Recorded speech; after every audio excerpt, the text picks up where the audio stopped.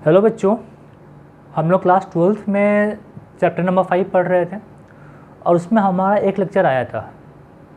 बच्चों कुछ कारणवश लेक्चर्स आगे नहीं आ पा रहा था, ठीक है। अब आज से लेक्चर्स फिर कंटिन्यू आपका आएगा, ठीक है। बच्चों हमने बताया था आपको कि जो जेनेटिक्स है उसको हमने 3 फेज़ में बांटा था, pre Mendelism, Mendelism and post Mendelism, ठीक है बच्चा। तो जो ये प्री मेंडलिज्म था ये था अप टू 1866, मतलब 1866 से, ठीक है ना, उससे पहले तक जो भी वर्क हुआ वो सबको हम किस में काउंट करते हैं? तो वो सबको हम काउंट करते हैं इन द प्री मेंडलिज्म। तो प्री मेंडलिज्म का जो टाइम था ये था अप टू 1866, ठीक है बच्चा।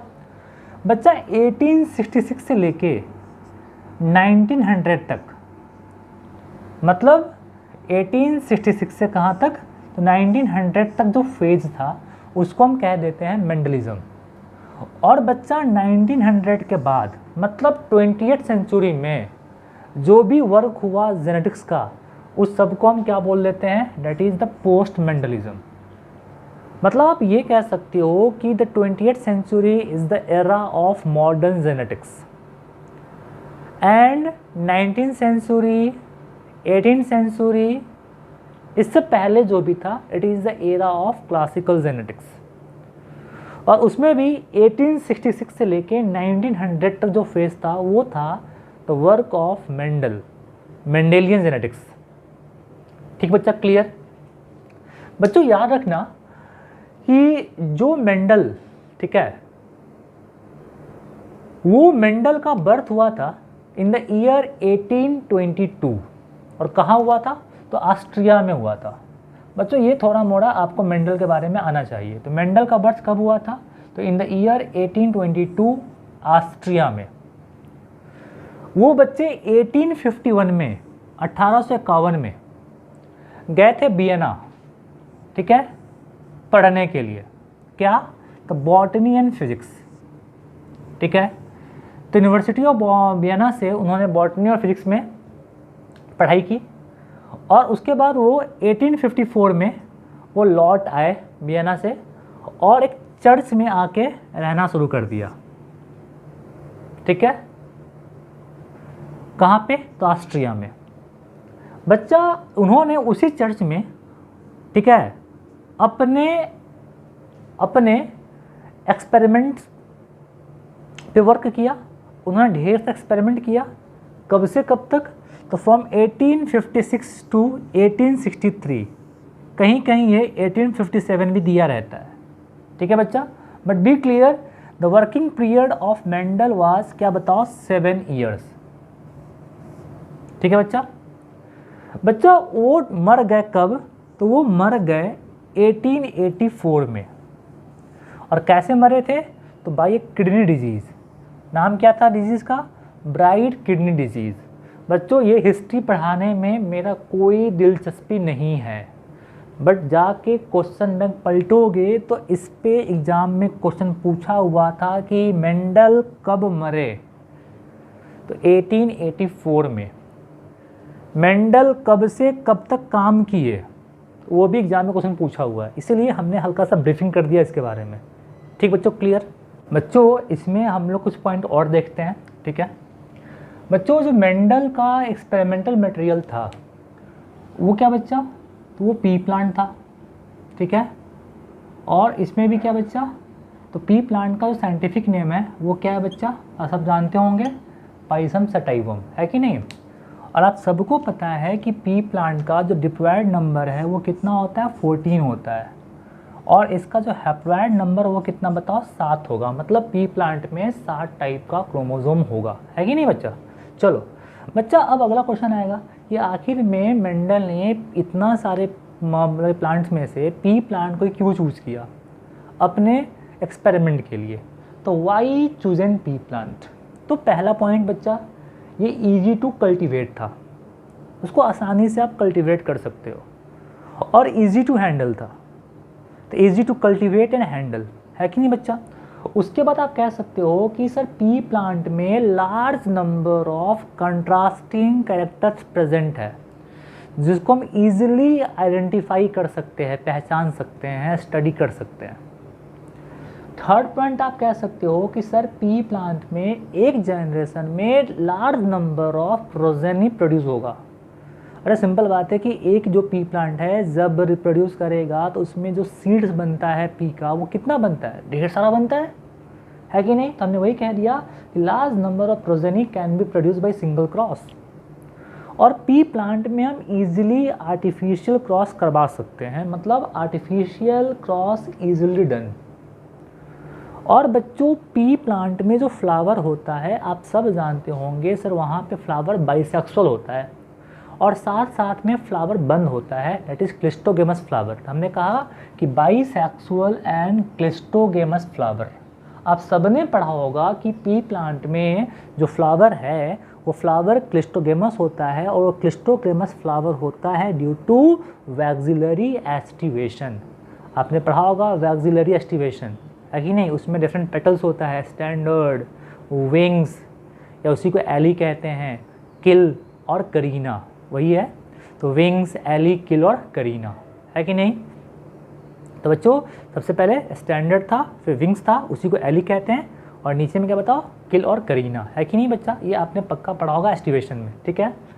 तो बच्चा ये सारा रीजन था for selection of P plant for the experimental material of Mendel, ठीक है बच्चा।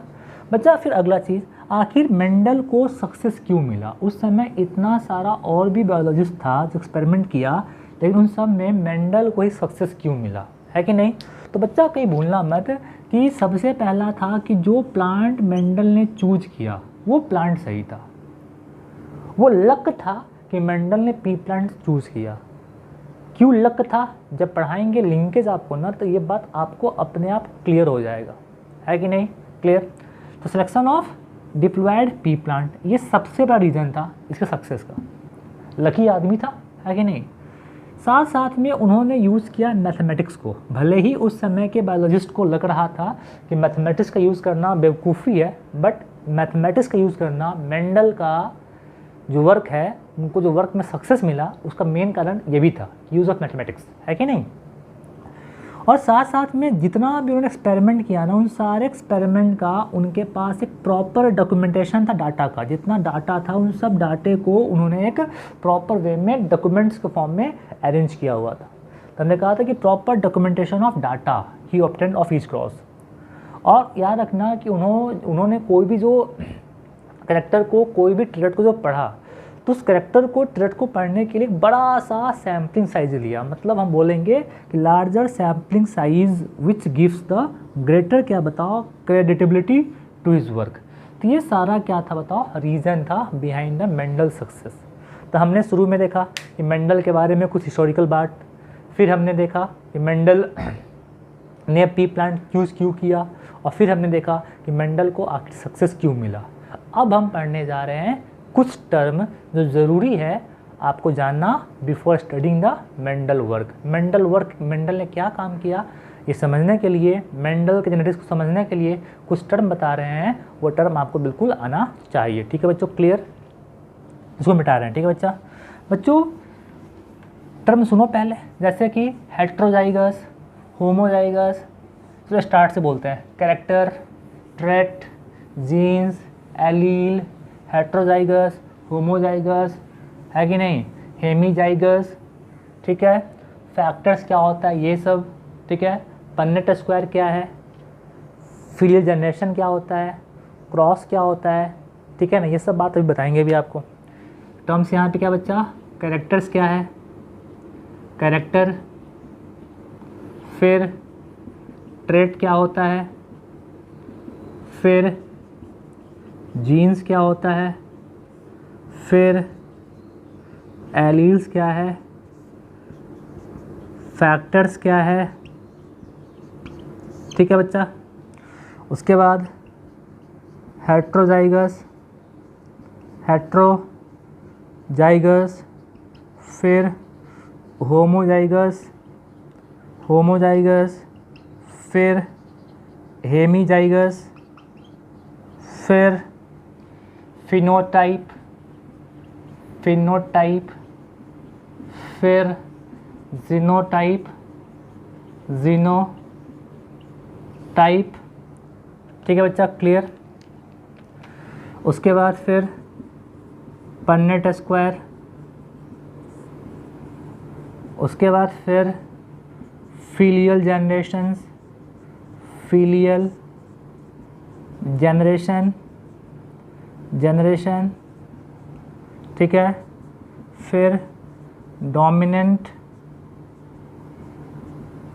रिसेसिव है कि नहीं। तो ये कुछ टर्म है आपके पास जो आपको बताएंगे, ठीक है, क्लियर। और भी टर्म्स होगा, जो टर्म्स आगे मिलेगा वहाँ बताएंगे आपको, लेकिन कम से कम आपको इसको पढ़ने के लिए इतना टर्म तो आपको पक्का आना चाहिए, ठीक है बच्चा। तो मैं स्टार्ट करते हैं विद द कैरेक्टर्स ट्रेट्स, ठीक है बच्चा, क्लियर है। इसको मिटा रहे हैं बच्चा। किसी भी इंडिविजुअल का जो फीचर होता है, ठीक है, जो गुण है, उसी को हम बोलते हैं कैरेक्टर। तो character is the feature of an individual, ठीक है बच्चा, क्लियर है। तो व्हाट इज कैरेक्टर?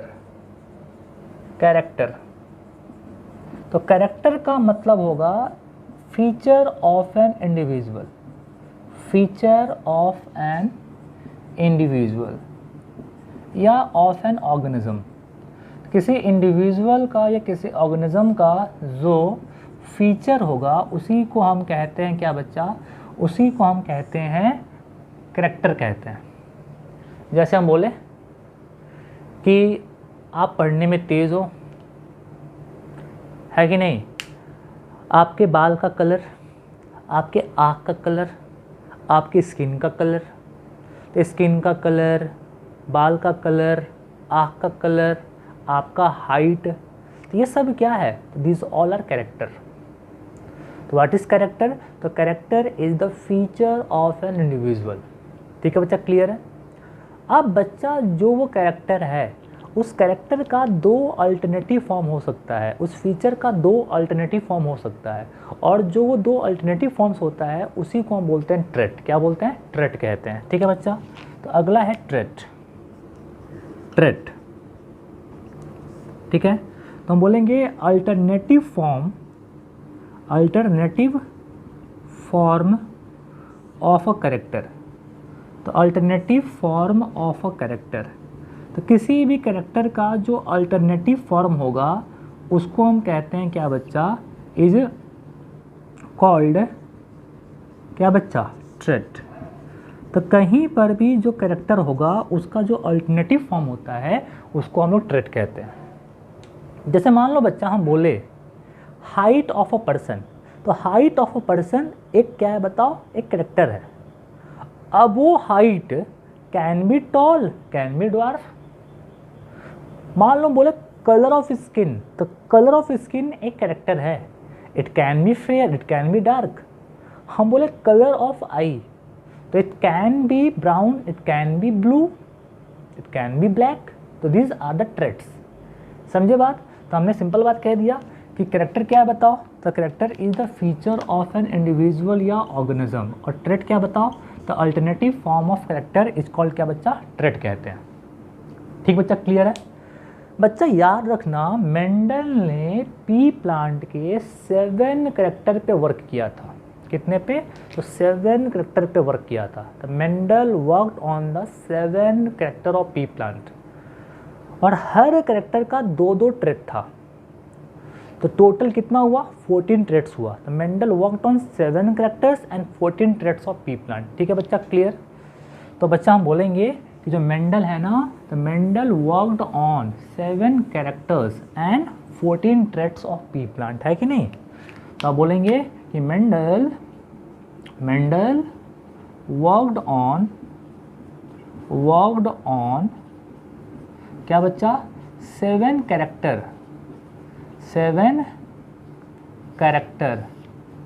एंड कितना? 14 ट्रेट्स। मेंडल 7 कैरेक्टर और कितना? 14 ट्रेट पे, ठीक है ना। 7 character and 14 traits of P plant. Mendel 7 character और 14 ट्रेट पे वर्क किया था। बच्चों वो 7 कैरेक्टर्स आपको आना चाहिए, ठीक है बच्चा। तो सातों कैरेक्टर आपको आना चाहिए, कैरेक्टर्स। ठीक है बच्चा, ध्यान दें यहाँ पे। बच्चा सबसे पहला था height of plant, height of plant, plant का हाइट। ठीक बच्चा। दूसरा शेप ऑफ सीड, सीड का शेप, शेप ऑफ सीड। तीसरा शेप ऑफ पोड, पोड। देखो पोड से ज़्यादा परेशान मत हो, जो मटर का छिम्मी जो होता है ना, छिम्मी, दैट इज़ कॉल्ड पोड, तो शेप ऑफ पोड। ठीक है बच्चा, क्लियर। उसके बाद colour of seed, colour of seed. उसके बाद colour of flower, colour of flower. उसके बाद colour of pod, colour of pod. और उसके बाद flower position, flower position, position. ठीक है बच्चा। तो हमने यहाँ देखा कि यहाँ पे आपके पास टोटल हो गया 7 कैरेक्टर। क्या क्या बच्चा? Height of plant, shape of seed, shape of pod, colour of seed, colour of flower, colour of pod and flower position. काफ़ी आसान था। तो हमने हाइट लिया, फिर शेप लिया, फिर कलर लिया, फिर पोजीशन लिया। याद हो गया आपको?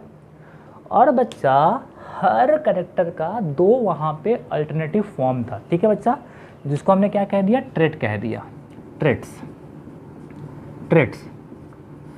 जैसे पहले का हम यहाँ 1 लिख रहे हैं, 1 मतलब हाइट ऑफ प्लांट के लिए।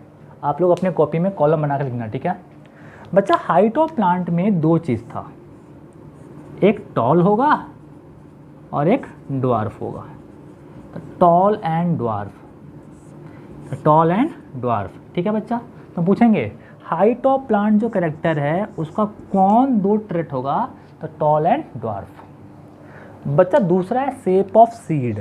तो बच्चा शेप ऑफ सीड के लिए 2 होगा आपका trait, that is the round and wrinkle, round and wrinkle, round and wrinkle. ठीक है बच्चा, दूसरा हो गया। तीसरा शेप ऑफ पोड। अब जो मटर का छिम्मी होता है 2 तरह का होगा, एक बिल्कुल एकदम लंबा लंबा चौड़ा चौड़ा और एक सिकुड़ा हुआ, है कि नहीं? तो एक को हम बोलते हैं इनफ्लैटेंड, इनफ्लैटेंड, इनफ्लैटेंड। और एक को हम बोलते हैं कॉन्स्ट्रिक्टेड। क्या बोलते हैं बच्चा? कॉन्स्ट्रिक्टेड कहते हैं। ठीक है बच्चा। चौथा है colour of seed, colour of seed. बच्चा 4th के लिए 2।